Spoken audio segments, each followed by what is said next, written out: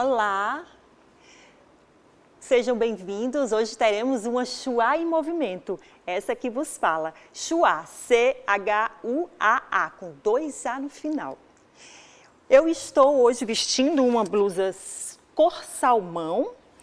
Estou com os meus cabelos presos num coque bem alto, um pouco assanhado. A cor dos meus cabelos são azuis. Estou com uma saia vermelha e gotinhas brancas, uma meia vermelha com botões brancos na lateral e um sapato preto. E uma faixa com um laço laranja com as pontinhas azul. E eu vou contar uma história hoje, um conto das minhas memórias. A primeira história é o encontro de Maria com Virgulino. De todas as lembranças que trago, de todas as histórias que sei, a que mais me deixa encantada é essa que aqui eu contarei. Num cenário da Caatinga e Cerrado, bem debaixo do sol arteiro, onde abriga os casais de namorados e as crianças pelos terreiros. Uma história baseada na realidade, o encontro de Maria com Virgulino. Não sei se é mito ou verdade, mas o povo diz que foi divino. Desses, arretado de bom, fala de amor e luta no sertão, pois mostra que os cangaceiros também tinham isso no coração. E foi no povoado Malhado da Caiçara, bem no estado da Bahia, que em 8 de março de 1911, nossa protagonista nascia. Ficou conhecida e famosa com o nome de Maria Bonita, mulher valente e ousada que vocês nem acreditam. Maria Bonita era assim, independente, forte, arretada, mostrando para todos da região que a mulher era empoderada. E mesmo sertaneja forte que era, também gostava de se enfeitar, cuidava da beleza e da vestimenta, mesmo na rudez daquele lugar. Foi quando apareceu ali, montada em seu pequeno alazão, um moço destemido e valente, o famoso Virgulino Lampião. Vestia um gibão lindo de couro, feito à mão por um mestre celeiro.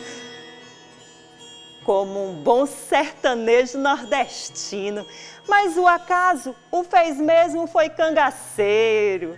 E pois foi nesse lugar que Lampião, o tal Virgulino, por Maria foi se apaixonar, assim abestalhado de paixão. Quando bateu o olho nela, o sol esquentou-lhe a muleira, o suor escorreu na canela e ele disse: "Eita bagaceira!" E para lhe conquistar, ele usou de artimanhas, pediu para ela bordar alguns lenços com manha. E nordestina forte, arretada, de tudo sabia fazer e não se fez de rogada e disse: "Quantos bordados vai querer?" E no dia do trabalho pegar, Lampião se arrumou, pois a ela queria impressionar. E todo gaboso falou: "Tome, é perfume francês na cesta." E Maria arretada disse: "Homem, deixe de ser besta, que já tô ficando avexada." E Lampião, agoniado, não sabia o que fazer, tamanha era a bestalhação, e os dois sem entender. Ele olhava para ela que nem piscar piscava, ela nem aí para ele, e ele só lamentava. No instante o cangaceiro desatou a falar balbuciando: "É beabá, é beobó, é meamá, é lalá, é loló, é lulu." Letra por letra soletrando: "É teatá, é teotó, é lhalhá, é lalá, é mamá, é momó, é mumu." E Maria ficou matutando. Esse homem parece que viu, foi um urubu. Maria ainda não sabia, mas sentimentos iam brotar bem aqui, lá no coração dela.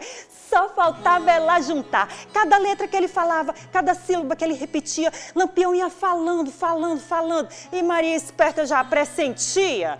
Esse cabra tá maluco da ideia, ele tá zoando comigo. Eu vou desatar esse nó agora, nem que eu lhe puxe pelo umbigo. Foi quando Maria Bonita puxou e abriu o seu bornal e deu pra Lampião beber uma mistura de água com sal.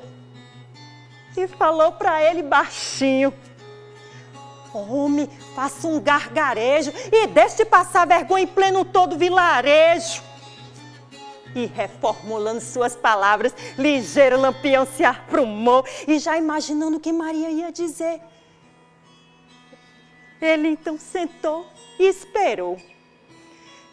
Maria Bonita, venha comigo, seja a minha rainha do sertão, disse ele cheio de coragem, puxando Maria pela mão. E todos ficaram esperando. O que ela responderia? Foi quando se dirigiu a ele: homem, já lhe tenho a simpatia. E foi naquele momento, minha gente, que o céu mudou de cor para o casal mais acertado que por esse sertão passou. Dizem que teve uma festa até o dia amanhecer. O bando tocando e dançando, foi bonito de se ver.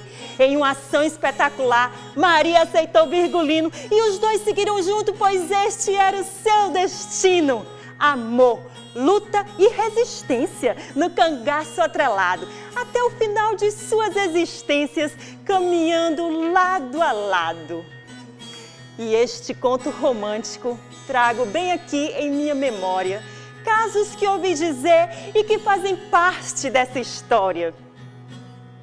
E para encerrar com alegria, convido todos a festejar. Pois assim, minha gente, é o povo nordestino, ó. Vê festa em tudo que é de lugar.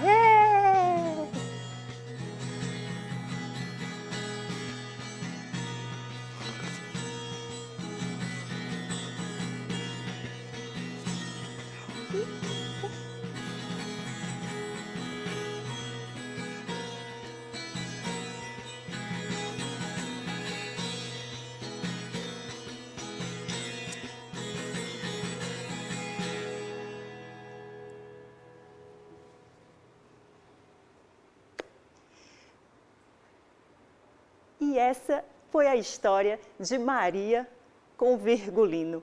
Maria Bonita e Lampião. Mas não para não, hein? Agora vamos para a nossa segunda história?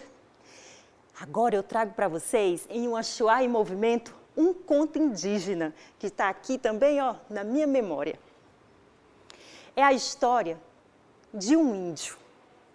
Lá para as bandas do Mato Grosso do Sul, numa tribo chamada Pareci, havia um jovem índio, pequeno, franzino, vivia moado pelos cantos.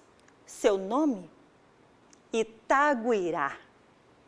Itaguirá, na língua dos índios, significa o pássaro de pedra. Pois bem, esse pássaro de pedra, na verdade, ele era pouco corajoso. Ele não conseguia realizar as bravuras que os outros índios fortes e corajosos, que eram seus amigos, conseguia realizar. E por isso Itaguirá vivia triste pelos cantos, chorando, com lágrimas nos olhos. E os índios não gostam de ser vistos com lágrimas nos olhos.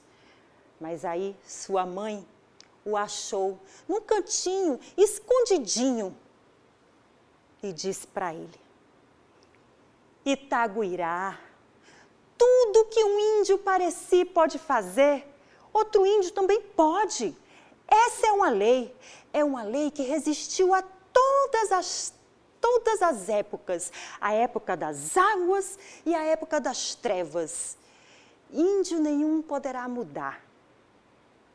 Aí Itaguirá, aconselhado por sua mãe, decidiu ir procurar o pajé. Quando ele chegou lá, o pajé todo pronto, já esperava ele e disse: Ora, Itaguirá, eu já estava aqui a lhe esperar. E eu tenho uma coisa para lhe dizer. Você pode ser como os outros índios, fortes e corajosos.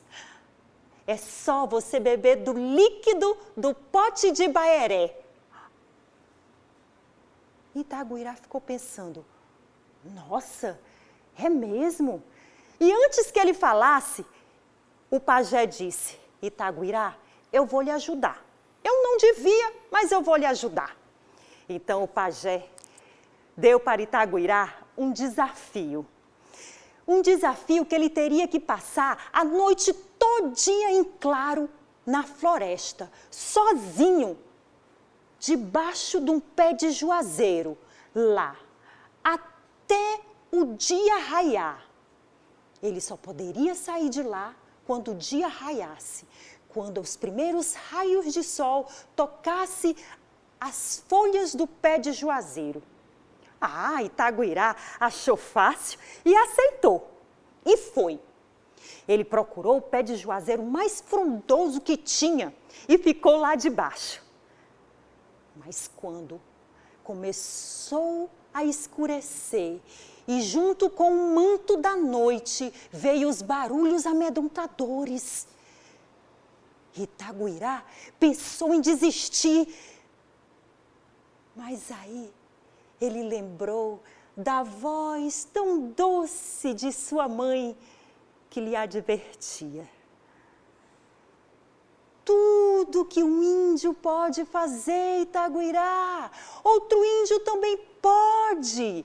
Essa é uma lei que resistiu a todas as épocas, a época das trevas e a época das águas. Índio nenhum poderá mudar. E assim, Itaguirá, debaixo daquele pé de juazeiro, encheu-se de coragem e ficou lá, a noite todinha, com seus olhos arregalados. Nem mexer ele mexia, nem piscar ele piscava.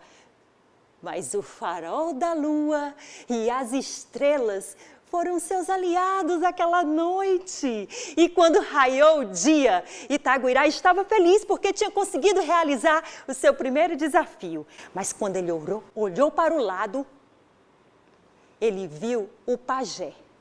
E o pajé tinha o braço esticado apontando para uma certa direção. A direção indicava o caudaloso rio que banhava a vila indígena. Itaguirá não acreditou, porque quando ele olhou para o pajé indicava que ele devia se jogar no rio. Mas ele nem sabia nadar. Mas encheu-se de coragem e jogou-se no rio.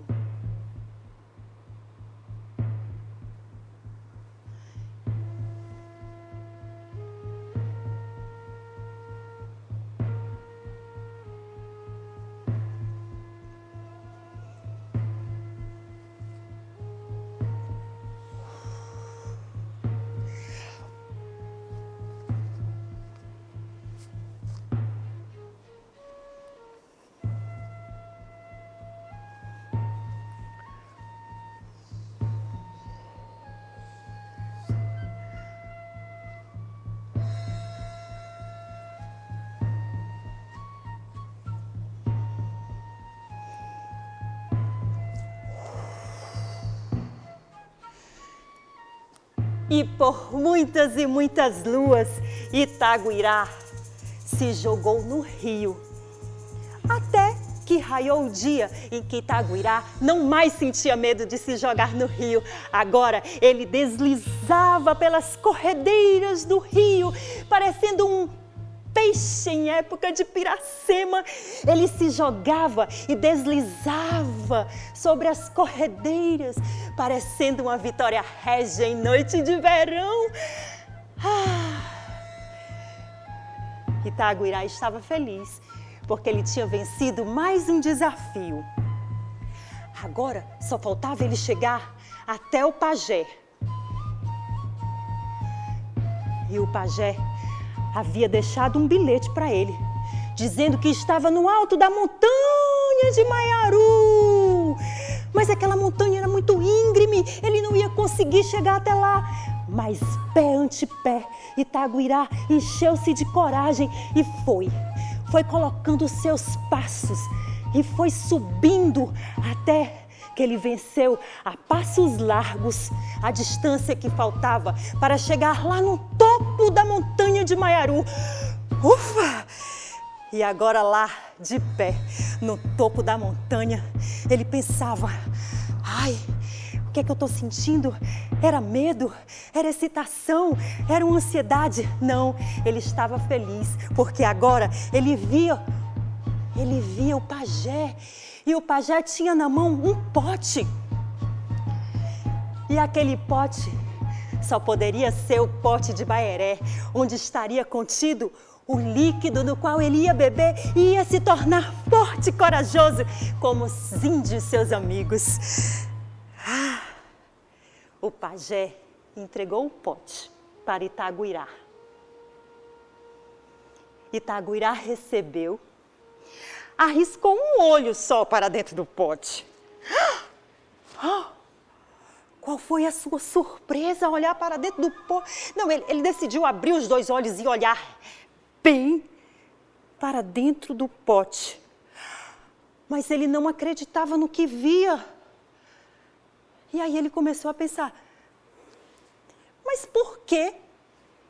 Por que o pajé daria para Itaguirá um pote vazio? Foi aí que o pajé respondeu para Itaguirá com uma frase já conhecida dele. Tudo que um índio faz, outro índio também é capaz de Itaguirá. Esta é uma lei que atravessou a todas as épocas, a época das trevas e a época das águas. Índio nenhum poderá mudar. Esse pote é só um símbolo que por ele você pode até guardar e tê-lo como recordação. Mas a força, a verdadeira força de Bayeré está dentro de você. Não há nada que a gente não consiga, que não seja capaz de alcançar com perseverança, com persistência e uma pitadinha de coragem. Foi isso que Itaguirá aprendeu. E a partir daquele dia, Itaguirá não mais se lamentava. Agora ele levantava cedo e ia para os seus desafios diários. Tudo que uma pessoa é capaz de fazer, outra pessoa também é. A força, a verdadeira força, está dentro de cada um de nós. O conto indígena, o pote de Bayeré.